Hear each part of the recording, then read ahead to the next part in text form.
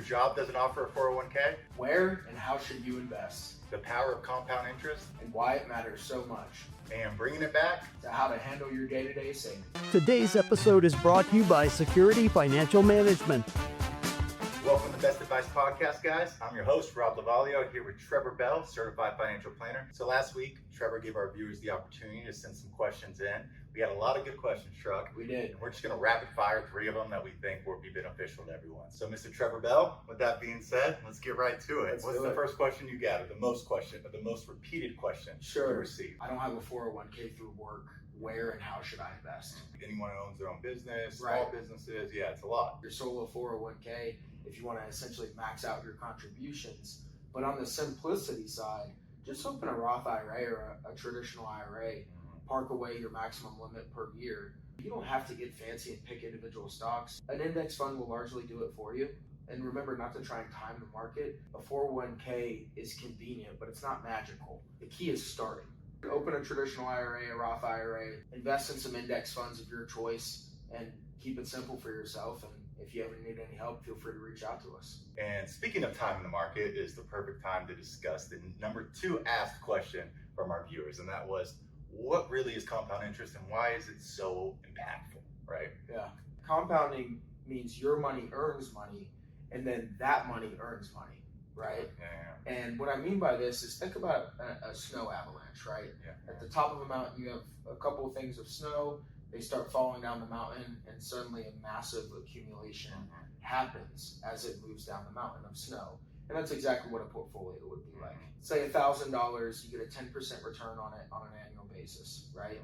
So that $1,000 after year 1 turned to $1,100. Then you get that same 10% return in year 2 on $1,100, not $1,000, right? So now your money actually earned $110. Yes. So on and so forth. So you can see how powerful time in the market is, right? Not timing in the market, but time in the market. And someone who starts investing earlier, even with less money, often ends up ahead of someone who waits and invests more later because of that fact of compounding interest, time in the market, and allowing your portfolio to grow. Put your money away and forget about it, right? Reinvesting those dividends that you're making that money, and those dividends are coming from this compound interest that you don't even realize you made, but technically you're making those money, and that's dividends, and then you're getting compounded on those dividends, right? And then you're just snowballing effect. Love a good snowball. This brings us to the last question of our rapid fire question episode, and this question is, we're going to bring it all the way back to just how do you deal with your day-to-day savings? Savings has to happen automatically. Automating over motivation, always winning. Even if you're parking $25 or $50 a month or per pay period into a high yield savings account, and set goals.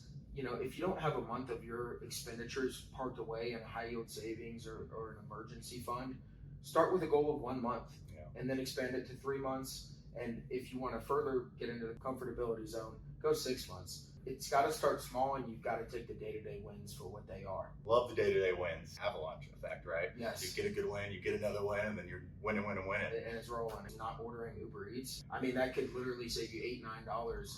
You do that You do that over a week. That's $70.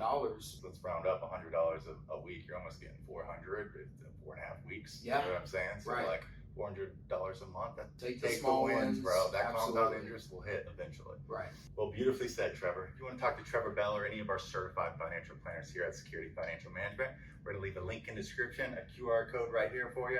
And remember, folks, the secret to wealth is not what you earn. It's what you keep. It's what you keep. Happy days, everybody.